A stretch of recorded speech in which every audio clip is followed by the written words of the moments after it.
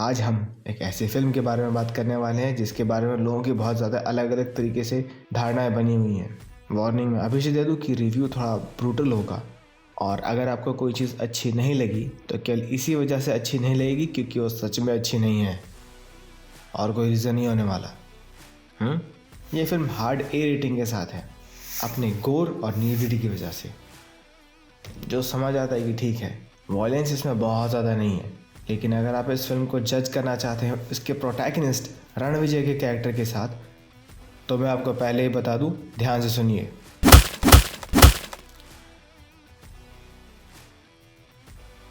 सबसे पहले तो यह फिल्म केवल एंटरटेनमेंट के लिए बनी है ताकि लोग अपने गहरे इमोशंस को व्यक्त कर सके, जिस वजह से सारी फिल्में बनती हैं, चाहे वो नफरत हो, गुस्सा हो, खुशी हो, घृणा हो, ये सब इमोशंस हैं। लेकिन आप कह रहे हैं कि ये फिल्म समाज पे बुरा प्रभाव डाल रही है, तो thank you for coming, Lipstick Under My Burkha, Virgin, Bhanupriya, Dear Zindagi और इस जैसी फिल्में क्या प्रभाव डाल रही हैं, थोड़ा ये भी मुझे समझा दीजिए।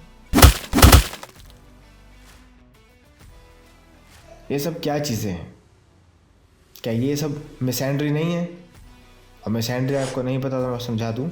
मिसैंड्री का मतलब होता है मर्दों से नफरत करना।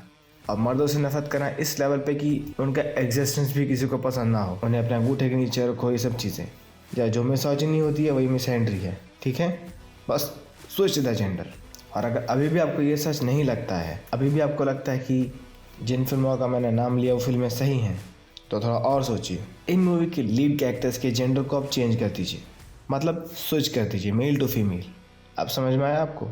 ये साफ दिख रहा है कि चाहे रणविजय हो, कनिका कपूर हो, चाहे कायरा हो, सारे कैरेक्टर्स गलत हैं और सेम टोन में गलत हैं और हर तरीके से गलत हैं।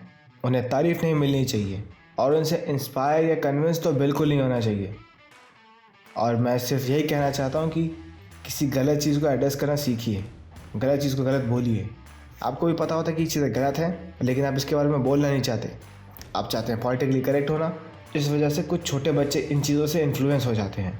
और ये मूवी तो पूरी तरीके से करने की कोशिश भी कर गई थी, बस फ्लॉप हो गई। ये अच्छी बात है। ये कैरेक्टर रणविजय वो सब कुछ कर रहा है क्योंकि वो गामा मेल कैटेगरी में आता है।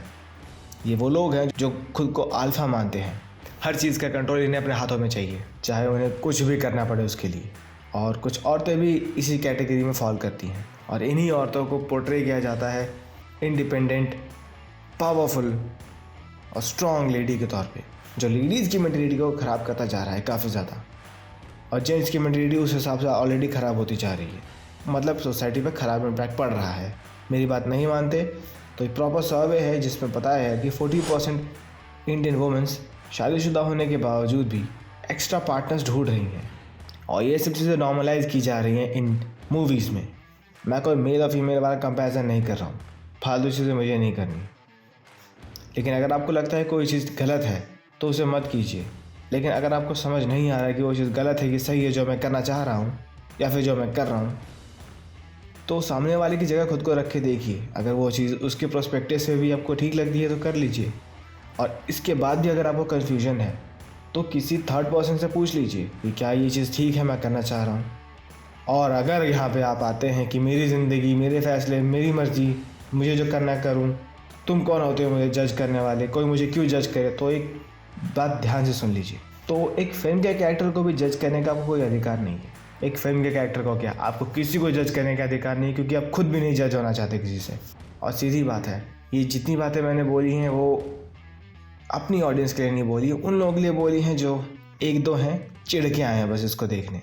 बाकी मेरी ऑडियंस को सब कुछ पता है, उनको पता है कि उन्हें क्या देखना है, उन्हें पता है कि उनको क्या चाहिए, और ये हमारे ही हाथ में है कि हम किस तरीके से अपने फ्यूचर को शेप करने वाले हैं। और उन 1-2% लोगों के लिए मेरे पास कुछ और भी चीज़ें हैं कहने को। मेरा उन लोगों से विनम्र निवेदन है कि जो लोग दिमाग से खेल रहे हैं और सिनेमा के बारे में ज़ीरो नॉलेज रखते हैं, जिनकी वजह से लोगों में कुछ गलत फीलिंग डेवलप हो रही हैं, जो इस मिसोजिनिस्टिक और वायलेंस से भरी हुई फिल्म को कल्ट क्लासिक बता के इससे इंस्पिरेशन लेने की बात करते हैं, और वहीं दूसरी तरफ कोई इंसान अगर उनको पैसे ना दे मूवी का रिव्यू करने के तो उसकी मूवी को गाली भी देते हैं।